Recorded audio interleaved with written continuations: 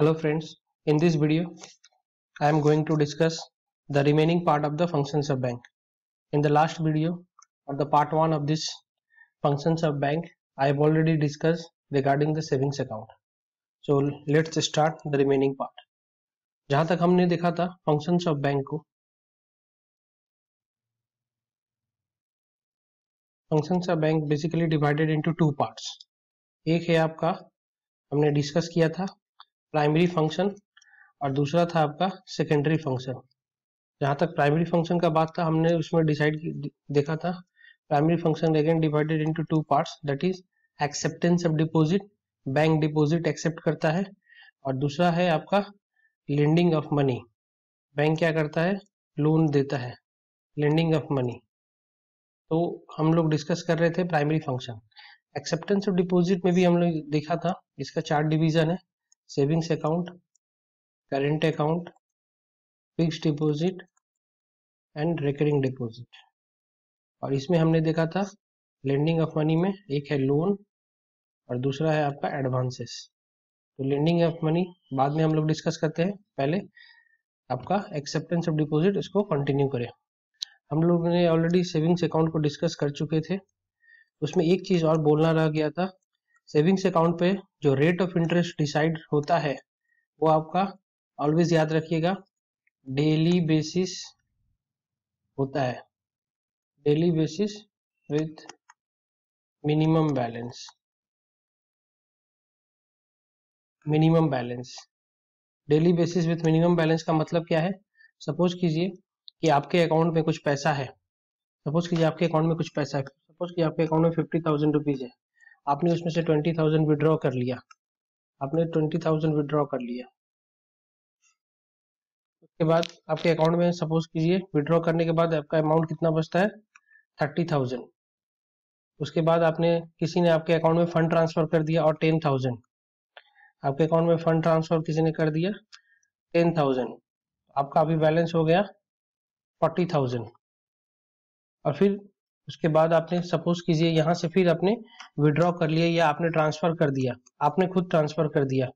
कितना ट्रांसफर किया आपने? यहाँ से आपने सपोज कीजिए ट्रांसफर कर दिया आपने 15,000, तो आपका रिमेनिंग बैलेंस कितना बचा 25,000.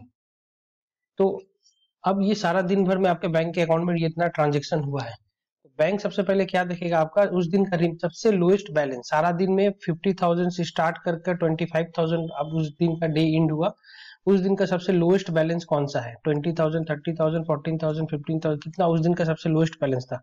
तो नोटिस कीजिए लास्ट में आपका कितना बचा 25,000.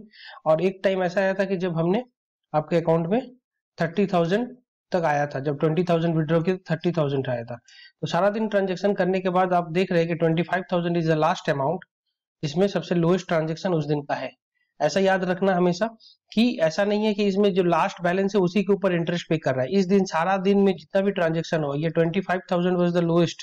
अगर सारा दिन में अगर इसके नीचे भी अगर ट्रांजेक्शन हुआ होता तो उस दिन का सबसे लोएस्ट जितना अमाउंट बचता उसी के ऊपर बैंक आपको रेट ऑफ इंटरेस्ट प्रोवाइड करता है.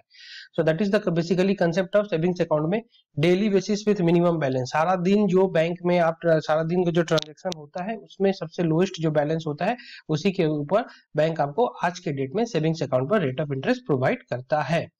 So that is all about the savings interest. Savings interest आपको समझ में आएगा कि रेट ऑफ इंटरेस्ट कौन डिसाइड करता है. It is the individual bank वो डिसाइड कि कितना रेट ऑफ इंटरेस्ट देना है. सेविंग्स अकाउंट पर रेट ऑफ इंटरेस्ट कैसे डिसाइड होता है? तो वो होता है आपका daily basis with minimum balance, उसका डिसाइड होता है. मिनिमम कितना सेविंग्स अकाउंट का होना चाहिए? मिनिमम 10 ईयर्स एज होना चाहिए, और मैक्सिमम अब जो भी कुछ है तो मिनिमम आपको ये पूछता है. और एक हमेशा याद रखिएगा सेविंग्स अकाउंट पर एक लिमिटेशन होता है. लिमिटेशन क्या होता है? Over the counter, over the counter पर आपका एक लिमिटेशन होता है, सारा दिन में आप एक या दो बार से इससे ज्यादा ट्रांजेक्शन नहीं कर सकते हैं. That is the limitation under the savings account.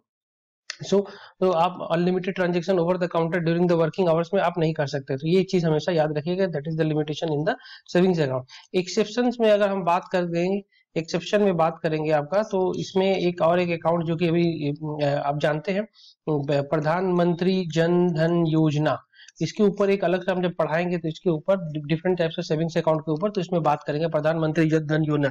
इसमें आपको अपडेट करके रखना है कि क्या अपडेशन हुआ है इसमें. और इसमें एक आपको एडिशनल फैसिलिटी प्रोवाइड होता है that is called the overdraft facility.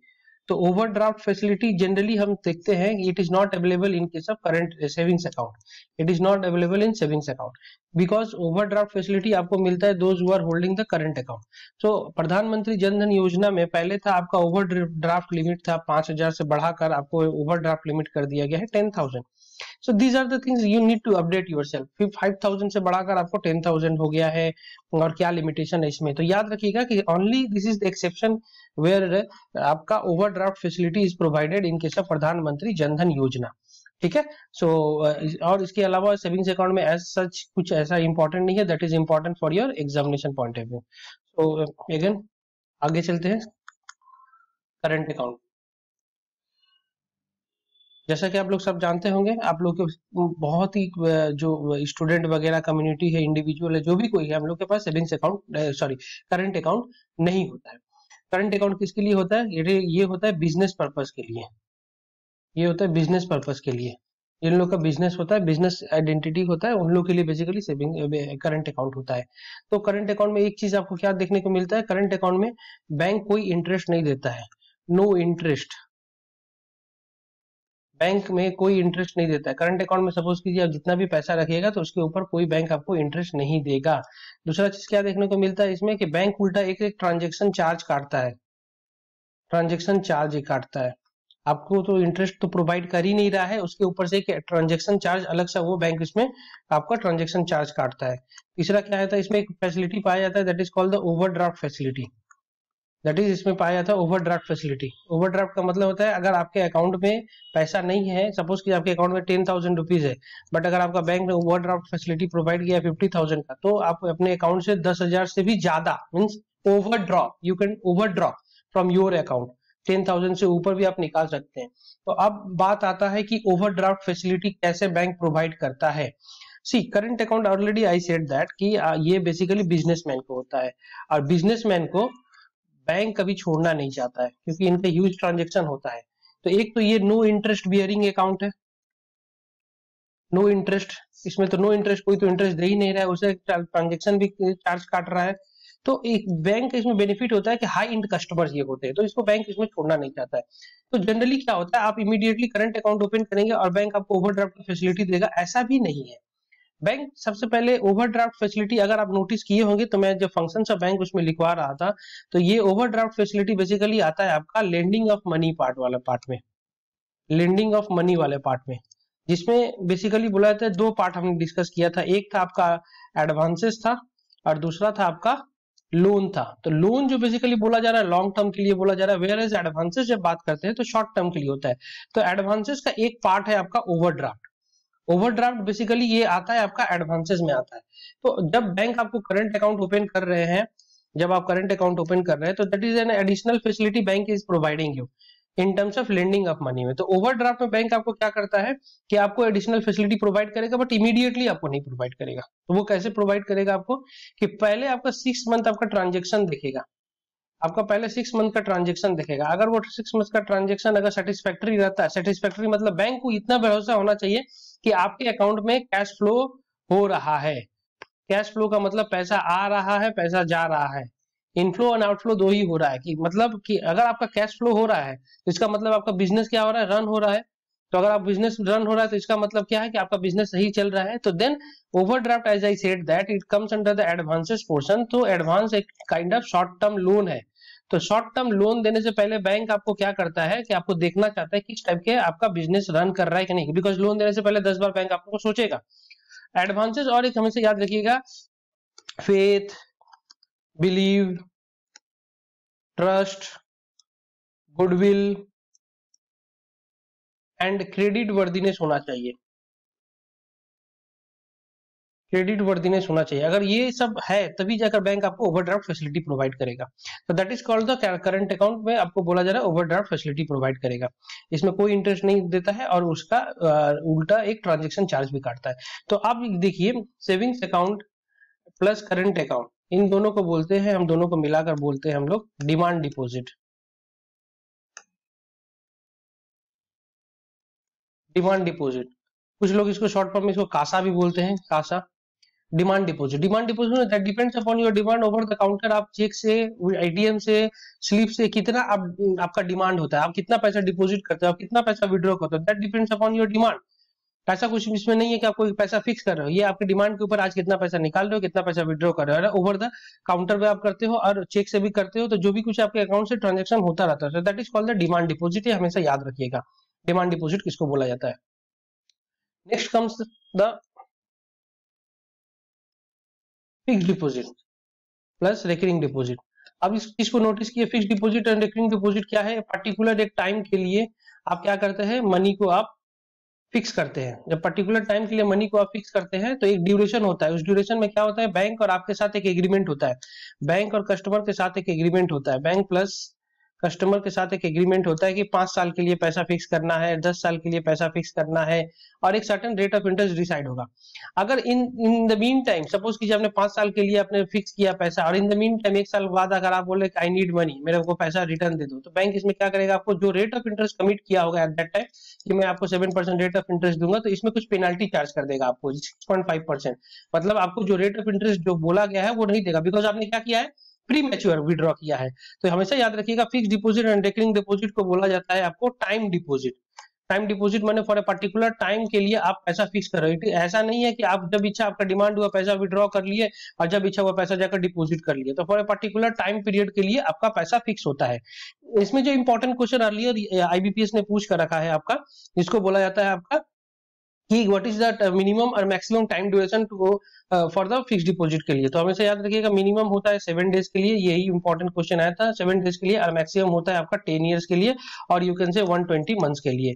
So that is the duration of the fix deposit और द रिकरिंग डिपॉजिट जो भी बोला जाता है। तो ये क्या है, आपका टाइम डिपॉजिट है।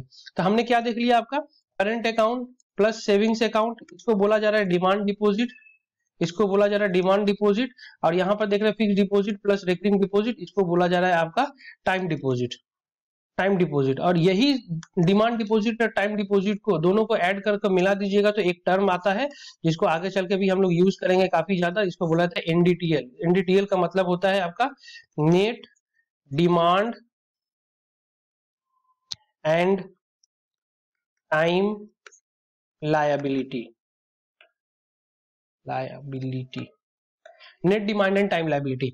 अब चीज को ऐसे देखिए, आप बहुत इजी तरीके से समझ में आएगा। एनडीटीएल, एनडीटीएल को 2 भागों में डिवाइड कर दीजिए। डिमांड लायबिलिटी क्या है, current account and savings account. अभी हमने आपको बोला था कि what is demand deposit, demand deposit मैंने बोला था current account and savings account, so that is called the demand liability, and what is time liability, that is called the fixed deposit and recurring deposit, and all these monies are called the liabilities because liabilities का मतलब है the money the bank has to return as and when you will demand the money, so that is what the liability, all the। और एक चीज याद रखिएगा दोस्तों, deposit जितना भी होता है, all the deposit money in a bank is called the liability from the bank point of view, और जितना भी बैंक आपको लोन प्रोवाइड करता है that is called the asset of the bank. जितना भी बैंक आपको लोन देगा वो बैंक का एसेट है, और जितना मनी डिपॉजिट करेगा बैंक का वो लायबिलिटी होगा। तो आप नोटिस कीजिए यहाँ पे current account and savings account और fix deposit and recurring deposit, ये क्या है, बैंक डिपॉजिट लिया है पैसा आपसे, तो ये क्या हुआ, लायबिलिटी हुआ। तो यही टर्म में आपको बोला जा रहा है एनडीटीएल। एनडीटीएल का मतलब डिमांड लायबिलिटी, लायबिलिटी क्यों बोले, बिकॉज ये क्या है, करंट अकाउंट सेविंग्स अकाउंट ये डिपॉजिट है, टाइम लायबिलिटी फिक्स डिपॉजिट, फिर ये भी आपका क्या है कि ये बैंक से आपसे पैसा डिपॉजिट लिया है, तो all the deposit money is called the liability, and what is demand liability, so then current account and savings account, and what is time liability, that is the fixed deposit and recurring deposit। तो यही चीज हमेशा याद रखिएगा NDTL, क्योंकि जब further course of हम जब डिस्कस करेंगे तो हम लोग बात करेंगे एनडीटीएल बैंक में कितना है, तो आपको समझ जाना पड़ेगा कि we are talking about the current account, savings account and fixed deposit and recurring deposit in the bank. So this is all about the आपका एक्सेप्टेंस ऑफ डिपॉजिट, एंड इसके नेक्स्ट वीडियो में हम लोग डिस्कस करेंगे आपका lending of money, that is उसको और details में डिस्कस करेंगे, lending of money, loan and advances.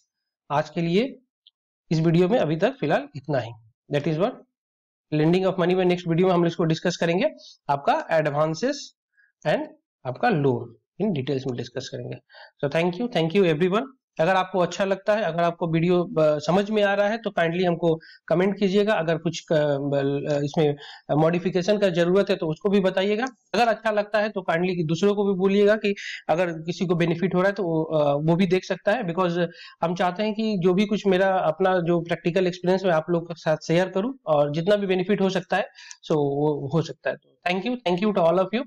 फिर से मिलेंगे नेक्स्ट वीडियो के साथ। Thank you very much.